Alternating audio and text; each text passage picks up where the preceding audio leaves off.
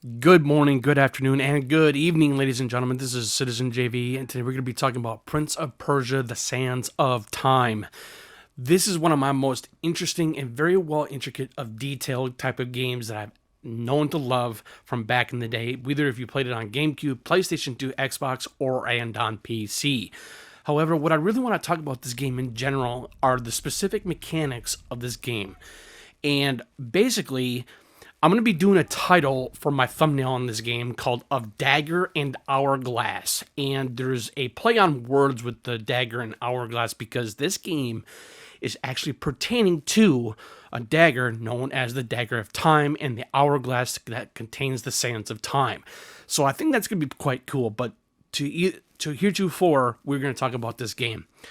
I really love this game mostly. I think the way how this game was utilized of its own graphic fidelity and its combat mechanic systems really benchmarked of a game much like Prince of Persia: The Sands of Time. I really think when it came to Sands of Time in general, I really think that this game did something that we never really seen in a 3D platformer action adventure type of game, amongst others, like Uncharted or Tomb Raider. But however, what I really think what made Prince of Persia: The Sands of Time fairly unique, other than what we are seeing today or hearing today on this video, is that this game is really one of the most intriguing type of games to where it tells a little bit of a story as to where this game went and, venturing off further into more sequels, like Prince of Persia Warrior Within and Prince of Persia The Two Thrones. Prince of Persia The Two Thrones was quite interesting. Warrior Within was pretty brutal. It was pretty epic at the same time. But I think when it came to the Sands of Time, this game just did something far more interesting and unique to what we normally get when it comes to these types of action-adventure platforming type of games. Now, the intricacy of design and the gameplay element of this game in general is, in fact, it has to do with the Dagger of Time. With the Dagger of Time, you're able to slow time down when you're playing as quick like a wolf. But however, that's what the prince is able to do. And so I think that's where this game really utilizes its core systems and mechanics when it comes to that gameplay element of design. And that's where this game really focuses on that type of gameplay style or mechanic-wise. And so that's why I'm saying I really love the fact of how Prince of Persia: The Sands of Time utilized so many different ways of traversing through the environment of this game. And that's what I really love about this game, though, too, because I think when it came to the Sands of Time, whether if you played it on GameCube or PlayStation 2 or on Xbox, and they eventually re-released a Sands of Time Trilogy HD collection for the PlayStation 3 and for the Xbox 360. But however, I think those remastered versions of the same game, of the same trilogy of games, really looked much nicer on those generation of consoles. But I think when it comes to the Sands of Time, especially Prince of Persia: The Sands of Time, this game it was utterly amazing. I love the story of this game. It was very simple. It wasn't convoluted in any type of way, maybe just a little bit, however. But overall, this game really utilized a core mechanic of telling a really good story when it comes to the Dagger of Time, and when it comes of how it comes full circle at the very end of this game. Farah is a princess in this game, which you actually end up saving, but she plays more of a pivotal role in the next future installments, but we're not going to get to that at this point in time of this video. So, the Sands of Time. What do I really truly think about this game? Why I think this game was like one of the most interesting and most pivotal type of games that we've seen when this game initially came out, and why I think the Prince of Persia: The Sands of Time is one of the best games I've ever played, whether if you're on newer generation of consoles or on previous gen or on PC. Alright guys, so let's get going here. Prince of Persia: The Sands of Time is definitely one of the, like I previously mentioned, it's one of my favorite games of all time, including, back from when, the older generation of consoles. And I really think this game really did an amazing job in all fronts when it comes to its gameplay mechanic and design, when it comes to its visual fidelity. things from Ubisoft. And what I will say right now is that they did an excellent job making this game as a whole. And I really love the fact of how they were able to implement some story mechanics along with the Dagger of Time and within the core mechanics of the game itself with the story itself. And then I think that's where this game really did outshine itself to the utmost. This game was ahead of its time, as I previously mentioned in a video when I talked about Blood of Man Legacy of Kain. And then I did a video on Soul Reaver 2 as well. And I think those videos did fairly well. But however, I'm hoping that this video does spectacular. But it depends on the algorithm on my YouTube channel. Now, what I want to talk about here is basically the gameplay mechanics in general of this game, because the Dagger of Time is the most important utilization of a tool, other than just like, using it in combat scenarios, but otherwise you are able to utilize it and use it to the utmost of pausing or rewinding time.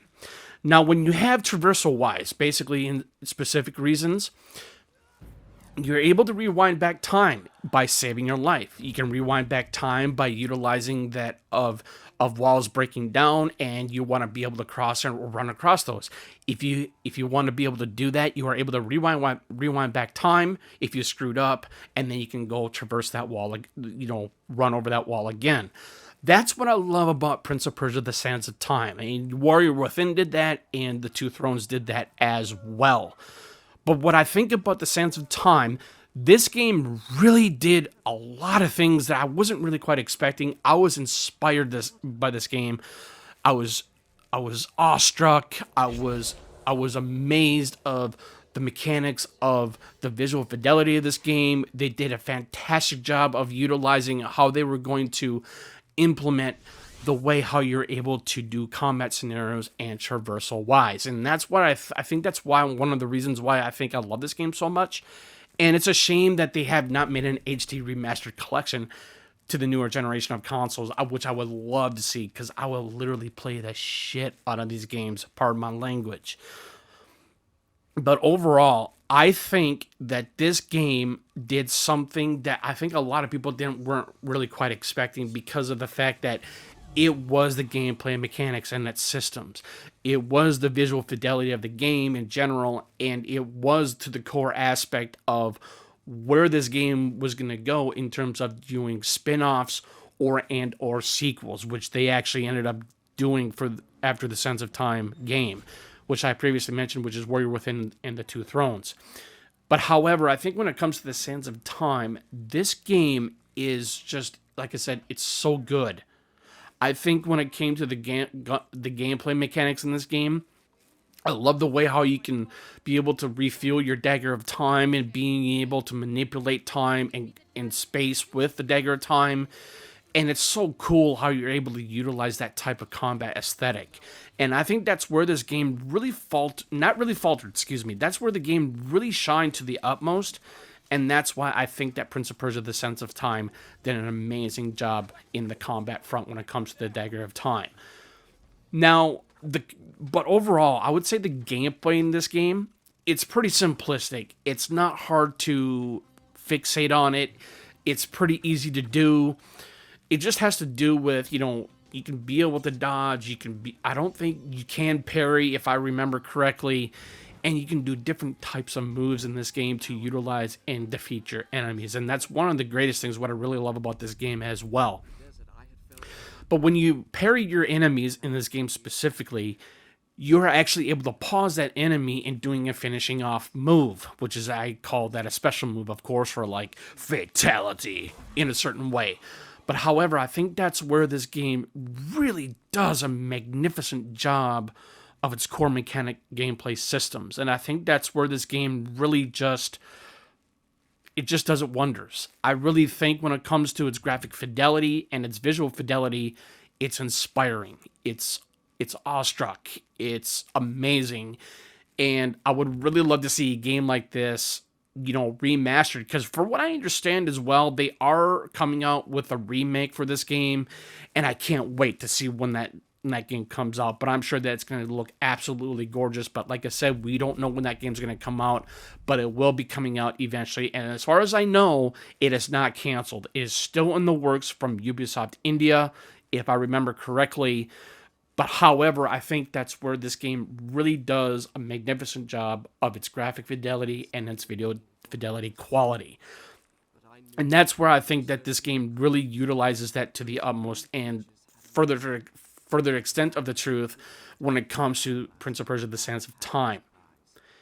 Now, one cannot say enough that I really just love the way how this whole entire game in general of consensus, of course, when it comes to Prince of Persia: The Sands of Time. And what I mean by that is that this game is just, I can't, like I said, I can't harp on this enough as to where or why this game looks so good and feels so good in terms of its gameplay style. And other than that, there is some repetitiveness involved. However, because most games are like that. I mean, you're always going to have repetitiveness no matter what game you play. Whether if it's a RPG or any action adventure arcade type of game, in a way, I would say, or like Far Cry or whatnot.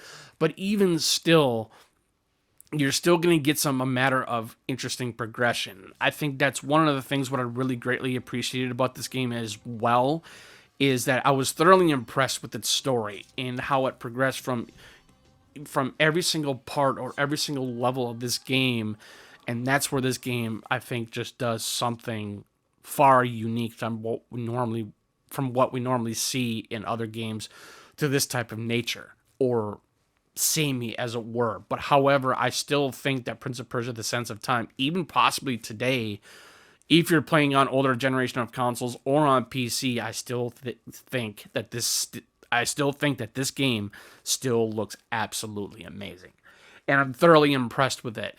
And so, but what I will say is that when I first played this game, I was like, oh my God, this game is absolutely amazing. I love it. Like I previously mentioned, I'm sorry I'm going back to this, but I was captivated the way how this game was designed. I was captivated by its visual fidelity and the quality, basically. And that's where the fidelity comes in. It's the quality of the game itself, and where we had a game like Prince of Persia: The Sands of Time had no microtransactions.